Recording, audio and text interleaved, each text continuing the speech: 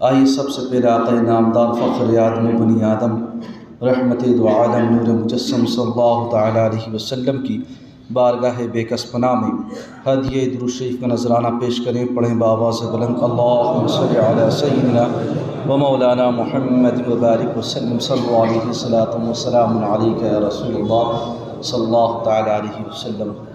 آگاہ اپنی موت سے کوئی بشر نہیں، آگاہ اپنی موت سے کوئی بشر نہیں، سامان 100 برس کا ہے پل کی خبر نہیں. ہائے غافل وہ کیا جگہ ہے جہاں 5 جاتے ہیں اور 4 پھرتے ہیں.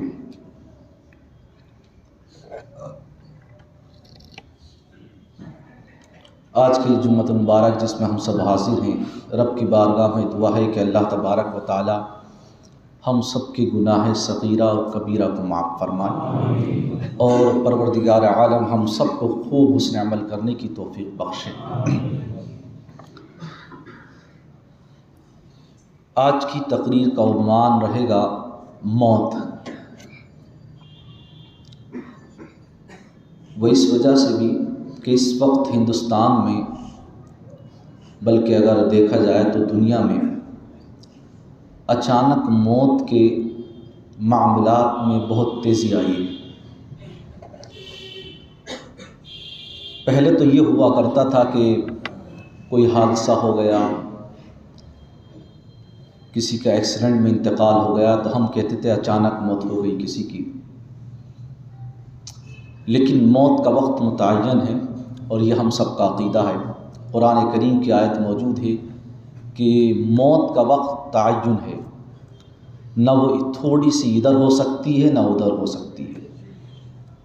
تو وہ لوگ جو ایسے لفظ بولتے ہیں کہ وقت سے پہلے موت آ گئی، وہ ایسے لفظ نہ بولا کریں، اس سے بچا کریں، کیونکہ ایمان اور عقیدہ یہی ہے کہ موت اپنے وقت پر ہی آتی ہے. لیکن اب حادثاتی معاملات میں تو گراوٹ درج نہیں ہوئی ہے، وہ برابر بدستور جاری ہے، اگرچہ کتنی ہی ترقی کر لے کوئی بھی ممالک یا کوئی بھی ملک. لیکن اس وقت جو ہے موت کے معاملات میں جو تیزی دیکھنے میں ملی ہے وہ ہیں دل کے دورے پڑنا، حرکت قلب کا بند ہونا، جسے بولتے ہیں ہارٹ اٹیک آنا. اور بہت تیزی کے ساتھ اس کا گراف بڑھا ہے انڈیا میں بھی. اور خاص کر موت ان کی زیادہ ہو رہی ہے کہ جن کی عمریں 20، 30، 40 کی بیچ میں ہیں، جس کو ہم کہہ سکتے ہیں کہ جو بالکل ینگ ہیں، جوان ہیں ایک دم سے. اور ایسی موتیں ہی ہمیں سبق دے کر جاتی ہیں، ہمیں سبق سکھاتی ہیں، اور ہم سب کو ایسی موتوں سے عبرت حاصل کرنا چاہیے.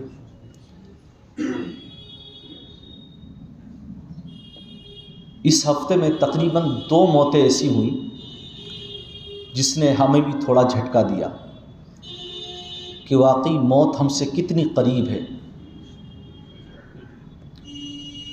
نعیم صاحب کے صاحبزادے جناب مستقیم صاحب، جن کا بھی تیجا ہوا تھا اتوار یا پیر میں، ان کا اچانک انتقال کی خبر ہم کو ملی. اور آج جو خبر سننے میں ملی، ہماری مسجد کے نمازی، آپ سب جانتے ہوں گے، شاید کچھ لوگوں کو ابھی خبر ہوئی بھی نہیں ہے، نظام بھائی کے صاحبزادے جناب عبد القادر، جن کی ابھی 4 دن پہلے شادی ہوئی ہے. زمین پیروں سے نکل جاتی ہے، یقین مانو. لیکن یہ ینگ جنریشن جو ہے نا، ہماری اولاد، ہماری نسلیں، انہیں ذرہ برابر بھی موت کی یاد نہیں ہے، ذرہ برابر. منصوبے بہت ہائی کر رکھے ہیں، امیدیں بہت طویل ہیں، ہماری لمبی لمبی عمریں ہیں ہماری، سوچتے ہیں ہم. اور جو بوڑھے ہو چکے ہیں وہ بھی یہ سوچتے ہیں ابھی تھوڑی مر رہے ہیں، ابھی تو ہم ینگ ہیں، ابھی تو بالکل جوان ہیں، ابھی تو ہاتھوں میں طاقت ہے، بدن میں طاقت ہے ابھی. لیکن یقین مانو ایسا نہیں ہے. جب حضرت اسرائیل علیہ السلام آ جاتے ہیں نا، پھر واپس نہیں جاتے، پھر روح لے کر جاتے ہیں.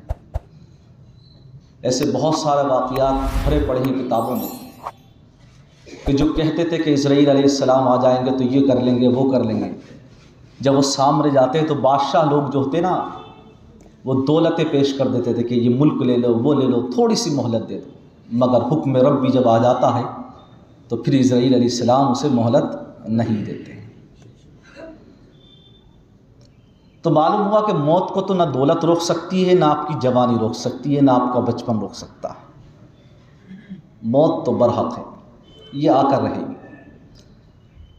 اصل مقصد ہمارا یہ ہونا چاہیے کہ ہم نے موت کی کیا تیاری کی ہے۔ بھئی زندگی میں بدلاؤ آتے ہیں، انسان بچپن سے جوان ہوتا ہے تو جوانی کے تقاضے الگ ہوتے ہیں، جوانی سے بڑھاپے میں جاتا ہے تو اس کے تقاضے الگ ہوتے ہیں۔ اسی طریقے سے انسان جیسے جیسے گرو کرتا ہے تو اس کے مقاصد الگ ہوتے چلے جاتے ہیں، لیکن ہمیں جس مقصد کے ساتھ دنیا میں بھیجا گیا ہے، ہم نے اس مقصد کو پس پشت ڈال دیا ہے، اور وہ مقصد کیا ہے؟ وما خلقت الجن والانس الا لیعبدون، کہ ہم نے جن اور انسان کو صرف عبادت کے لیے پیدا کیا۔ اللہ فرماتا ہے سورہ آل عمران کی بڑی مشہور آیت کریمہ، کل نفس ذائقۃ الموت، ہر نفس کو موت کا مزہ چکھنا ہے۔ اور یہ اچانک والی موتیں جو ہیں یہ تو زیادہ عبرت دیتی ہیں ہمیں۔ کیوں؟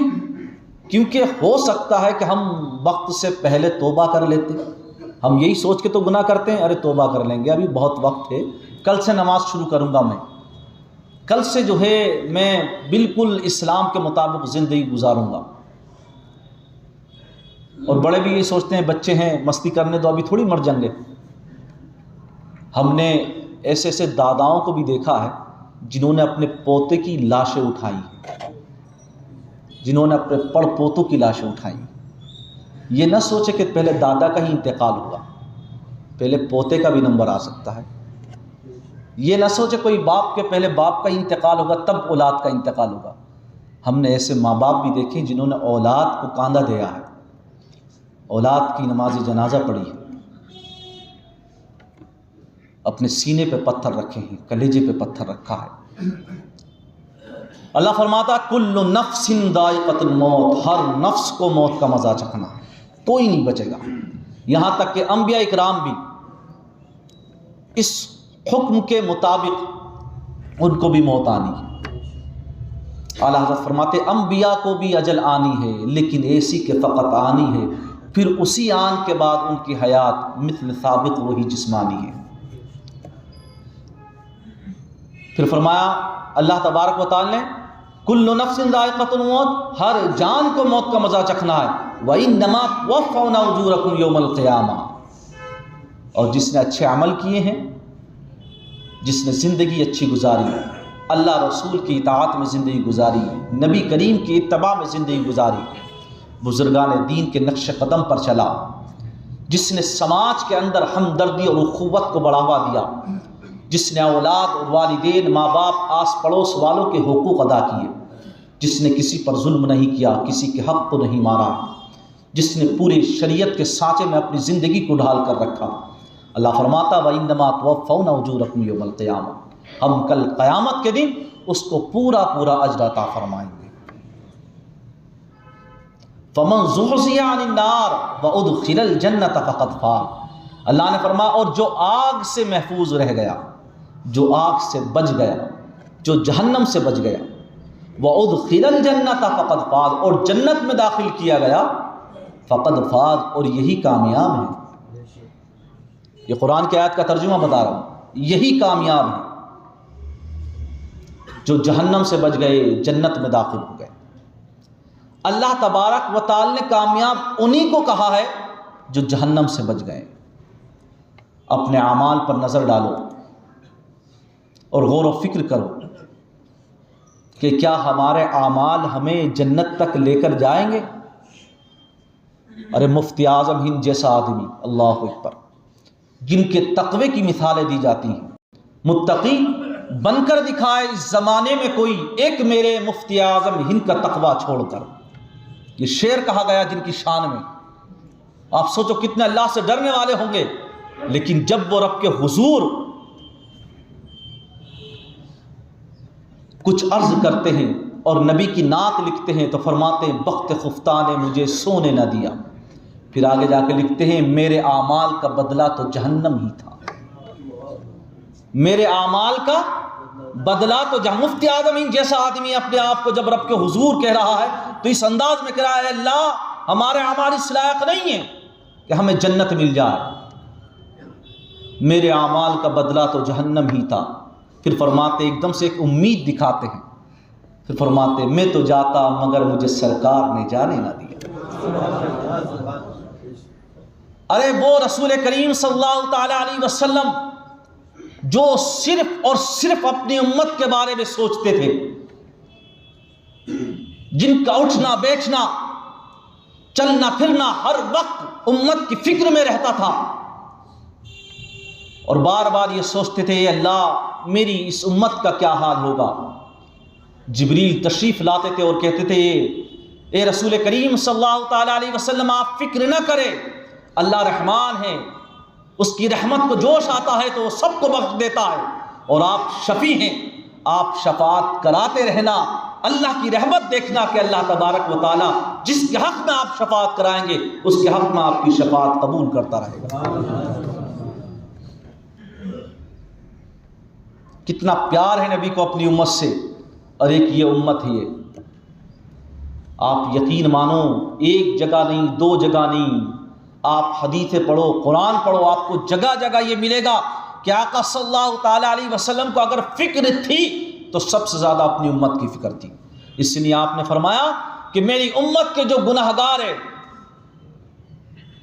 جو بڑے بڑے گناہ رکھنے والے ہیں میری امت کے، فرماتے ہیں شفاعت میری انہی کے لیے ہے. فرماتے ہیں میری شفاعت جو کبیرہ گناہ رکھنے والے ہیں میری امت میں سے ان کے لیے ہے. تو وہ شفیع ہیں ہمارے، لیکن یقین مانو ان کی شفاعت بھی سب کو نہیں ملنے والی. خواجہ معین الدین چشتی اجمیری کے بارے میں خواجہ قطب الدین بختیار کاکی فرماتے ہیں کہ نیک عمل کرو. خواجہ قطب الدین بختیار کاکی نے لکھا دلیل العارفین میں، فرماتے خواجہ اجمیری یہ نصیحت کرتے تھے لوگوں کو کہ نیک عمل کرو، نبی کی سنتوں پر عمل کرو.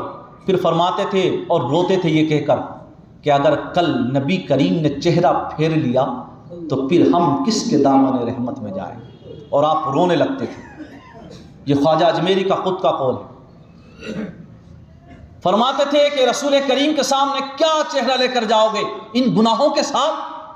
ارے جب ہم کسی کی بڑے کی بارگاہ میں جاتے ہیں تو بہترین لباس پہن کر جاتے ہیں، اس کے لیے تحفے اور تحائف لے کر جاتے ہیں. آج کے دور کے حساب سے تم نبی کی بارگاہ میں جاؤ گے تو کیا لے کر جاؤ گے؟ تم کس منہ سے جاؤ گے؟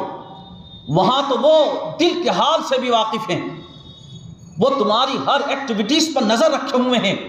ہمارا تو عقیدہ بھی یہ ہے کہ نبی حاضر بھی ہیں اور ناظر بھی ہیں، نبی شاہد بھی بنا کر بھیجے گئے ہیں اور نبی نذیر اور مبشر بھی بنا کر بھیجے گئے ہیں. یہ ہمارا عقیدہ ہے. جب نبی دیکھ رہے ہیں تمہیں تو کل قیامت میں تم کیا چہرہ ان کے سامنے لے کر حاضر ہوگے؟ یہ گناہوں کا انبار ان کے لیے تحفے میں لے کر جاؤ گے؟ آپ کیا لے کر جاؤ گے ان کے لیے؟ آپ سب سے حسین تحفہ یہ ہے کہ تم نبی کی اتباع اور اطاعت ساتھ میں لے کر جاؤ. کچھ مت لے کر جاؤ، نبی کی محبت ساتھ میں لے کر جاؤ. ایک لفظ بولا جاتا ہے کہ ہمیں کچھ نہیں، صرف رسول کی محبت دل میں ہونا چاہیے. بے شک رسول کی محبت دل میں ہونا چاہیے، لیکن محبت کو لوگوں نے غلط سمجھ لیا ہے کہ صرف نعرے لگانا محبت ہے. نہیں، حضرت حسن بصری فرماتے تم میں سے کوئی بھی نبی سے محبت نہیں کرتا. سب لوگ دنگ رہ گئے. مجلس والے کیا؟ فرمایا تم نبی سے محبت نہیں کرتے ہو. محبت صرف نام لینے کا نام نہیں. فرمایا ایسے تو محبت یہود و نصارہ بھی کرتے ہیں نبی سے. آپ پڑھ کے دیکھیے، یہود و نصارہ بھی دعویٰ بھرتے ہیں کہ ہم اپنے اپنے نبی کی محبت کرتے ہیں، اپنے اپنے نبی کی محبت کا دم بھرتے ہیں، اور پھر ساتھ میں یہ بھی کہتے ہیں کہ ہم تمہارے نبی سے بھی محبت کرتے ہیں، لیکن اطاعت اور اتباع تمہارے نبی کی نہیں کریں گے، ہم محبت کریں گے. فرمایا نہیں. تبھی تو رب نے کہا قل ان کنتم تحبون اللہ فاتبعونی. اگر یہ اپنے دعوے میں سچے ہیں کہ اللہ کی ان کو محبت حاصل ہے تو نبی کی اتباع کر کے دکھائیں۔ اے محبوب ان سے کہو کہ جب تک نبی کی اتباع نہیں ہو سکتی نبی کی محبت کامل نہیں ہو سکتی۔ حضرت حسن بصری فرماتے سن لو تم سب کے سب، جو تم کہتے ہو کہ نبی سے محبت کرتے ہیں، سنو یہود و نصارہ بھی یہی کہتے ہیں کہ ہم اپنے اپنے نبی سے محبت کرتے ہیں، لیکن کل قیامت میں دیکھنا ان میں سے کسی بھی یہودی نصرانی کو جو رسول کریم پر ایمان نہیں لایا ہے، ان کو اپنے نبی کے دامن رحمت میں جگہ نہیں ملنے والی ہے۔ اسی طریقے سے تم بھی اگر نبی سے محبت کرتے ہو تو جب تک اتباع نہیں کرو گے کل قیامت میں نبی کی شفاعت تمہیں نہیں ملنے والی۔ اور اتباع کسے کہتے ہیں؟ اتباع کہتے ہیں کہ جہاں قدم رکھے جا رہے ہیں انہی قدم پر قدم رکھ کے چلنا، یہ اتباع کہلاتا ہے۔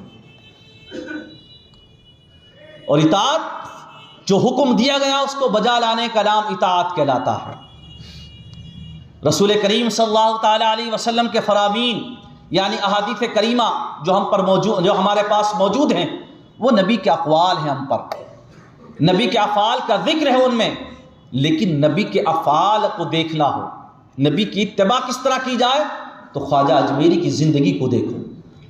اگر نبی کی اتباع کو دیکھنا ہے تو غوث اعظم کی زندگی کو دیکھو، خواجہ قطب الدین بختیار کاکی کی زندگی کو دیکھو۔ نبی کی زندگی کو دیکھنا ہے تو محبوب الہی سلطان دہلی کی زندگی کو دیکھو۔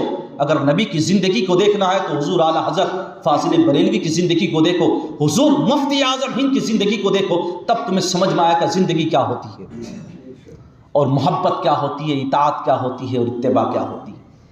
یہ جوانی کا نشہ جو تمہیں گناہوں میں پھنسا رکھا ہے، یہ دنیا کی چکا چوندنی جس کی محبت میں تم وارفتہ ہو، یہ خوبصورتی، یہ حسن جو تمہیں اپنی طرف مائل کرتا ہے، تو سنو قرآن کریم کی جو آیت کریمہ میں نے پڑھی ہے اس کا اگلا جملہ سنیے۔ رب فرماتا ہے کل نفس ذائقۃ الموت، ہر نفس کو موت کا مزہ چکھنا ہے۔ وَإِنَّمَا تُوَفَّوْنَ أُجُورَكُمْ يَوْمَ الْقِيَامَةِ، کل قیامت کے دن پورا اجر دیا جائے گا اس شخص کو جس نے نیک اعمال کیے ہیں۔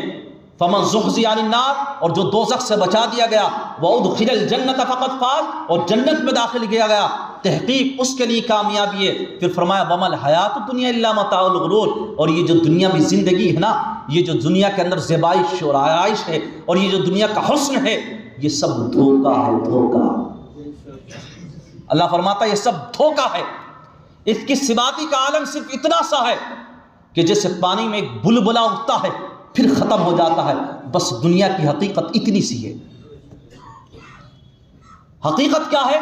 حقیقت یہ ہے کہ اب فرماتا الذی خلق الموت والحیات لیبلوکم ایکم احسن عملا، ہم نے تمہیں زندگی دی، یہ ایک حقیقت ہے۔ ہم تمہیں موت دیں گے، یہ بھی ایک حقیقت ہے، لیکن موت کیوں دیں گے؟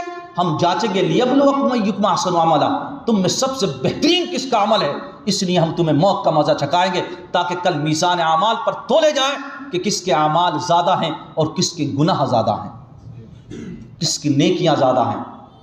یہ کل میزان پر تولے جائیں گے، اور کیا شرمندگی ہوگی وہاں پر۔ میں نے ایک مثال تو یہ دی شرمندگی کی کہ نبی کی بارگاہ میں جاؤ گے گناہوں کا انبار لے کر، کیسے شرم کے مارے تم سر بھی نہیں اٹھا پاؤ گے، آنکھیں بھی نہیں اٹھا پاؤ گے اپنی۔ لیکن سنو کہاں جاؤ گے تم؟ جب حشر بپا ہوگا، روایت میں آتا تمام عالم جمع ہوگا، تو اس وقت جب میزان پر نیکیاں تولی جائیں گی تو نیکیوں کا معاملہ ایسا نہیں ہے جیسے دنیا کا معاملہ ہے کہ جب ہم تولتے ہیں تو جو بھاری چیز ہوتی ہے وہ نیچے جاتی ہے، جو ہلکی چیز ہوتی ہے وہ اوپر جاتی ہے۔ وہاں معاملہ تو الٹا ہے کہ جو بھاری چیز ہوگی، یعنی جب جو چیز زیادہ ہوگی، نیکیاں زیادہ ہوں گی تو نیکیوں کا پلہ اوپر جائے گا۔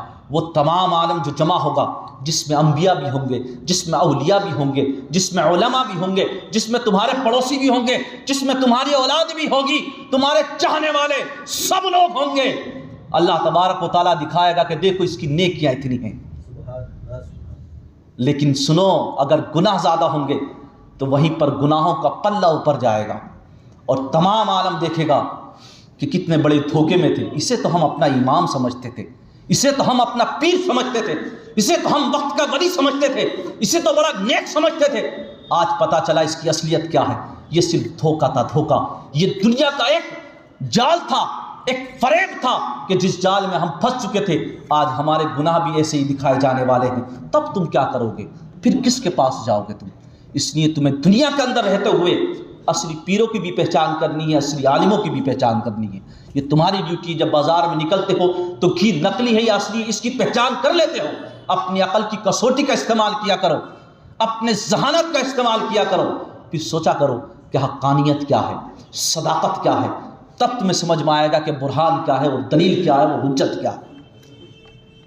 آج ہم نے قرآن کو پس پشت ڈال دیا۔ قرآن نے اعلان کیا ہے کہ موت تو آ کر رہے گی، بچ نہیں سکتے، اور یہ وہ حقیقت ہے کہ جس سے نہ مجھے انکار، نہ تمہیں انکار، اور نہ کسی غیر کو انکار ہے۔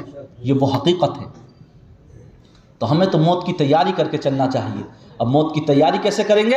موت کی تیاری ایسے کی جائے گی کہ جیسے یہ اچانک ہونے والی جو موتیں ہیں نا، ان کو ذہن میں رکھو، تم ان کو اپنے ذہن میں رکھو کہ ہم نے بڑے بڑی بلڈنگ بنانے والے بادشاہوں کو دیکھا، ہم نے بڑے بڑے لوگوں کو دیکھا ہے کہ جنہوں نے عالیشان بنگلے بنائے ہیں، عالیشان عمارتیں بنائی ہیں، بہترین دولت ہے۔ بلکہ ایک نوجوان کے بارے میں کل پڑھ رہا تھا کہ وہ لاکھوں ڈالر خرچ کرتا ہے روزانہ کے اپنے آپ کو ینگ رکھنے کے لیے، لیکن دنیا میں ایسا کوئی ابھی تک شخص موجود نہیں ہے جس نے موت کو روک کے رکھا ہو، کیونکہ جب موت آئے گی تو وہ آ کر رہے گی۔ کسی کو بالکل طفلی میں لے جاتی ہے، یعنی جب وہ بچپن میں ہوتا ہے، کسی کو جوانی میں لے جاتی ہے، اور کسی کو بڑھاپے میں لے جاتی ہے۔ ابراہیم علیہ السلام کے پاس جب اسرائیل علیہ السلام آئے، آخری بات سنیے، تو اسرائیل علیہ السلام سے حضرت ابراہیم علیہ السلام نے کہا کہ بھئی کوئی خبر تو کر دیتے، کسی کے گھر میں داخل ہوتے ہیں تو پہلے کنڈی بجائی جاتی ہے، اسے بتایا جاتا ہے کہ ہمارا ہے، یا کوئی قاصد بھیجا جاتا ہے، آپ نے تو کوئی قاصد ہی نہیں بھیجا کہ ہماری موت آنے والی ہے۔ تو اسرائیل علیہ السلام نے ابراہیم علیہ السلام سے کہا کہ تمہیں خبر نہیں، یہ جو موتیں ہو رہی تھی کہ یہ قاصد نہیں تھے، اور یہ جو تمہاری داڑھی کے بال سفید ہو رہے ہیں کہ یہ قاصد نہیں ہیں، یہ تمہیں خبر نہیں دے رہا ہے کہ تم اب بڑھاپے کی طرف جانے والے ہو، کہ یہ موتیں بتانے نہیں کہ موت تم سے کتنی قریب ہے۔ روایت میں آتا موت اتنی قریب ہے تم سے جیسے تمہارے جسم سے کپڑا لگا ہوا ہے، اور ہم بے خبر ہیں، ہم نے امیدیں بڑی کر رکھی ہیں اپنی۔ یاد رکھو، امیدیں کم رکھو، اپنی زندگی جتنی عاجزی و انکساری سے گزارو گے اتنی بلندی پر جاؤ گے آپ۔ جتنے تکبر سے خود کو پاک رکھو گے، اپنے دل سے حسد، بغض، کینے کو نکال کر رکھ دو گے، اتنی تم بلندی پر جاؤ گے۔ اگر تم چاہتے ہو کہ تم مومن کامل بنو تو سب سے پہلے اپنے باطنی امراض سے اپنے آپ کو پاک رکھو آپ، پھر آپ دیکھو، آپ دیکھنا پھر کیا ہوگا۔ کیونکہ ہم نے مزار ان کے بنتے ہوئے دیکھیں جو لباس سادہ پہنتے ہیں، جن کے مزاج میں متواضع اور تواضع پائی جاتی ہے، جو متواضع ہوتے ہیں، جو لوگوں سے خندہ پیشانی سے پیش آتے ہیں، جو لوگوں سے ملتے ہیں تو پہل خود کرتے ہیں سلام کرنے میں، جو لوگوں سے ملتے ہیں تو ان کا حال چال پوچھتے ہیں۔ یہ زندگی گزارنے کے اصول وہ بتا رہا ہوں جو اسلام نے ہمیں دیے ہیں۔ تو یہ جوانوں، اپنی جوانی کو برباد نہ کرو۔ صحابہ کی جوانی دیکھو کہ محبت رسول میں کیسے گزاری ہے، شہادت کے جام کیوں نوش کر لیے محبت رسول میں۔ تم نے تو کچھ بھی نہیں کیا ہے محبت رسول میں، صرف 12 ربیع الاول پر نکلتے ہو جھنڈا ہاتھ میں ہوتا ہے، یہ ہمیں نظر آتا ہے۔ کوئی بڑی مجلس کر لیتے ہو تو شاید نبی کی محبت میں 2-4 نعرے لگا لیتے ہو، لیکن تمہارے چہرے بتاتے ہیں کہ تم نبی سے محبت نہیں کرتے۔ اگر محبت کرتے تو اتباع کرتے، اور اتباع میں تو یہ بھی شامل ہے کہ نبی کی داڑھی تھی تو تم بھی داڑیاں رکھتے۔ اتباع میں یہ بھی شامل ہے کہ نبی کا لباس بڑا سادہ تھا، تم نے تو یہود و نصارہ کا لباس اپنا لیا ہے۔ اتباع میں یہ بھی شامل ہے کہ نبی کریم صلی اللہ تعالی علیہ وسلم نے غیروں سے مشابہت اختیار کرنے کو منع فرمایا، تم نے تو لمبے بال رکھ رکھ کے عورتوں کو پیچھے چھوڑ دیا ہے۔ تمہارے بال اتنے لمبے لمبے ہیں، تم زندگی کیسے گزار رہے ہو؟ موت کتنی قریب ہے۔ آپ نے ابھی میرے زبانی سن لیا کہ 2 ہاتھ سے ابھی بالکل یقین مانو اسی ہفتے ہوئے ہی ہے، اور بالکل ینگ ہیں یہ لوگ، ان کی صحت بھی ایسی نہیں تھی کہ لگ رہا ہو کہ جنہیں موت آ جائے گی انہیں۔ کچھ نہیں معلوم ہے، آگاہ اپنی موت سے کوئی بشر نہیں، سامان 100 برس کا ہے، پل کی خبر نہیں۔ تو بس اپنی تیاری کیجئے تاکہ قبر بھی روشن ہو جائے، حشر کی منزلیں آسان ہو جائیں۔ کلمہ طیبہ کا خوب ورد کیا کیجئے، استغفار کثرت سے پڑھا کیجئے، اور علماء کی اور اولیاء اکرام جو آج موجود ہیں ان کی صحبت اختیار کیا کیجئے۔ انشاءاللہ یہ زندگی بھی حسین بن جائے گی اور آخرت بھی حسین بن جائے گی۔ دراصل تم نے گناہوں کی لذت چکھی ہے، جس دن تم نے نیکیوں کی لذت چکھ لی نا تو پھر گناہوں کی طرف نہیں جاؤ گے۔ تم نے ابھی نماز سے محبت نہیں کیے، تم نے ابھی غیروں سے محبت کیے۔ جس دن نماز سے محبت ہو جائے گی تب تمہیں نماز کی لذت کا احساس ہوگا کہ نماز میں لذت رب نے کتنی رکھی ہے۔ ہم نے تو یہ دیکھا کہ جس کو نماز کی لذت کا مزہ آ گیا، جس نے نماز سے محبت کی، تو وہ پوری پوری رات سجدے کرتا تھا اور کہتا تھا مولا رات اتنی بڑی بنا دے کہ ایک ایک سجدہ بہترین ادا ہو جائے۔ تو وہ تو لمبے لمبے سجدے، لمبے لمبے قیام کرتے تھے۔ کیوں؟ کیونکہ انہیں لذت ملنے لگی تھی، وہ محظوظ ہونے لگے تھے، وہ نمازوں سے، وہ عبادتوں سے محبت کرنے لگے تھے۔ آج ہماری محبتیں تو دنیا سے ہے، دنیا والوں سے محبتیں ہیں، دنیا داری میں آج ہم کھو چکے ہیں، مال سے محبتیں، جبکہ رب نے فرما دیا یہ مال ہو، یہ اولاد ہو، یہ دنیا ہو، یہ سب دھوکہ ہے، یہ سب آزمائشیں ہے، یہ سب فنا ہونے والی ہیں، باقی رہنے والی ذات اللہ کی ہے، اس سے محبت کرو، انشاءاللہ بیڑا پار ہو جائے گا۔ اپنی گفتگو ختم کرتا ہوں، اللہ تبارک و تعالیٰ قبول فرمائے۔ استغفر اللہ ربی من کل ذنب واتوب الیہ وما علینا البلاغ۔